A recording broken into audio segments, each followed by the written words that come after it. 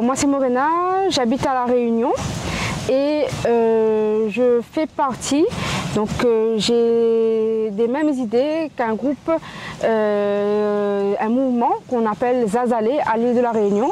Donc c'est un mouvement militant qui œuvre dans plusieurs domaines. Donc il y a 5 arcs-boutants, donc piliers en créole.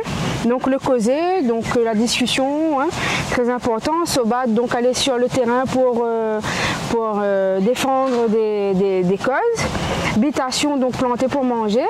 Donc sensibiliser, conscientiser et planter pour manger, pour la tisane, etc.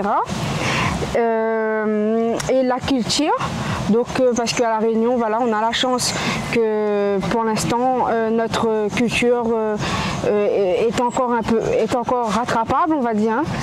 Et puis la dernière partie, mais qui n'a pas sur ce t-shirt, pas encore, il faudra rajouter, c'est la solidarité. Oui. Voilà, donc c'est un petit peu ce que le mouvement, c'est comme une ruche en fait.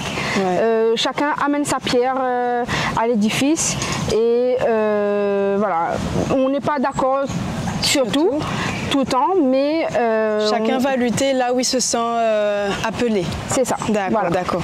Merci pour la présentation de ce mouvement qui a l'air super intéressant, présent sur les réseaux sociaux, notamment Facebook, c'est ça? On peut trouver sur quelle page? Sur la page QG Zazalé. Ok, Z-A, comme ici c'est écrit là. Ok, et QG devant. Zazalé.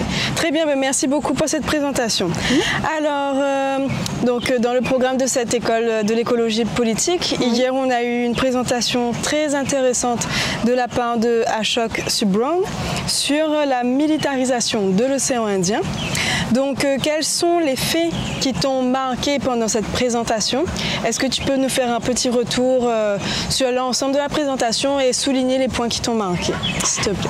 Oui, alors justement, j'ai été pas mal interpellée lors de ce cours, qui n'est pas un cours, mais voilà, de cet enseignement. J'avais quelques notions, mais là, je ne me rendais pas compte de la gravité de ce qui était en train de se passer à quelques kilomètres de chez nous, donc dans la zone. Et voilà, moi c'est pas une découverte, mais c'est vraiment la machination que nos États, que la pensée capitaliste met en place pour détruire nos peuples, notamment l'exemple de Diego Garcia. Voilà, donc là, la militarisation de cet espace-là, la déportation des peuples qui habitaient ici, l'hypocrisie dans le sens où les Nations Unies déclarent plusieurs fois que la zone océan Indien est un espace de paix, mais finalement, ça n'en est pas.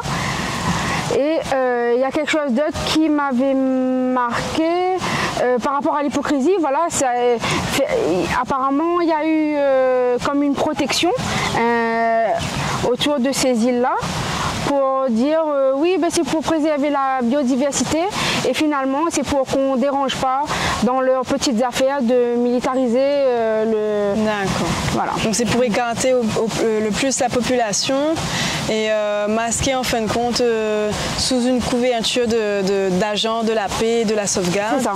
Alors qu'en fait c'est tout l'inverse. C'est ça, et c'est très grave. D'accord, oui. D'accord. Alors, par rapport à l'île de La Réunion, justement, comme tu viens de le dire, à quelques kilomètres de chez nous, quelles sont les craintes que tu ressens par rapport à l'île de La Réunion?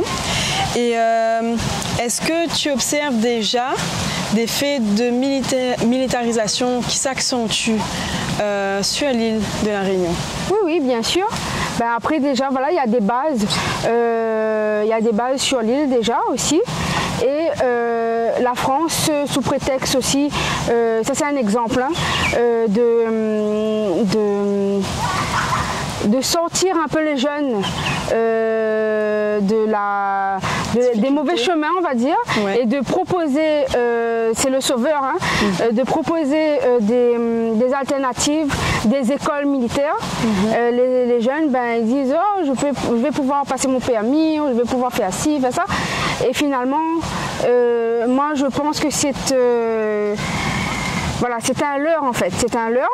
Et pour la première question, oui, moi ça fait peur quand même, parce que ou Diego Garcia à la base, ou Diego Garcia, la base de Diego Garcia, ben, c'est déjà prêt. Et puis il y a possibilité que, parce que ça donne encore un espace important qui sert de base pour les plus grands de ce monde, oui, entre guillemets les plus grands de ce monde, pour attaquer les pays, voilà. Comme par exemple c'était le cas au Soudan, voilà. Donc ça peut, comme ça peut être sur les pays d'Afrique, ça peut être aussi attaqué chez nous. Donc c'est un positionnement géostratégique voilà, très intéressant. Et surtout que ça, là c'est les Américains qui détiennent cette partie-là. Voilà. Ok, ben merci pour ce retour et merci d'avoir accentué le fait que oui, effectivement, au lieu d'aider tout simplement beaucoup de jeunes dans la formation, ils font comme une sorte de pub propagande pour encourager la jeunesse réunionnaise à se faire informer de façon militaire, ouais, mais c'est sous le prisme dont voilà, viens te former un CAP menuisier ou viens passer ton permis, mais en même temps tu pars encore la formation militaire. Donc c'est pour enrôler les jeunes. C'est un tremplin pour pouvoir faire autre chose, aller faire la chair à canon comme on appelle. C'est vrai qu'il y a une accentuation en fait de la promotion de la formation des jeunes dans le militarisme. Bon ben en tout cas merci beaucoup pour ton point de vue précieux et ben voilà on va passer à la suite. Voilà. Ben, merci Azot et merci d'avoir invité à nous ici. Merci à toi Morena. Ouais.